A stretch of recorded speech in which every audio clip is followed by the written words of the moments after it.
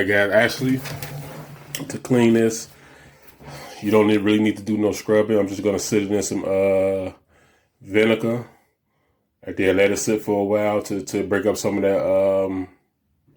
that corrosion. And then I'm going to just pour it out, wipe it out real good. And then I'm going to dry it fully with a blow dryer. Alright. So all you want to do is take this cap off this vinegar. Had some of this laying around, never used it. Don't really use vinegar like that. But just fill it up so it goes over the metal contacts like that.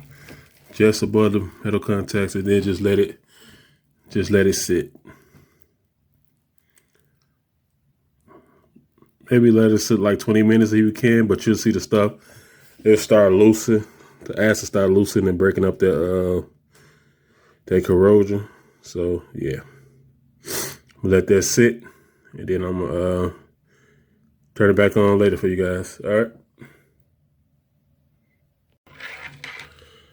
right, guys. Yeah, if you want to like speed up the process, like if you see the stuff already like coming off of it, and you see the particles in there, you could just like take a small screwdriver. Or I got an old test light tip, and I just like, you could just scrape it down. It's sitting in that vinegar, that stuff come off real easy. You can just scrape it down. You can see the particle that's falling easy.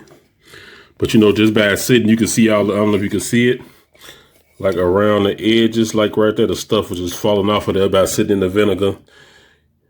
You could just let it sit, take its time, or you could just speed up the process. While it's in the vinegar, just scrape them down. So that's what I'm gonna do, scrape it down so I can pull this out, clean it out, let it dry, and get ready to throw this on here so I can get my vehicle started. So yeah, then I'll just, like the rotor is pretty clean. All I gotta do just like, I'll spray that down with alcohol, just wipe that off. But yeah, let me finish this up, and then I'll turn it back on to you guys and get ready to install it. All right.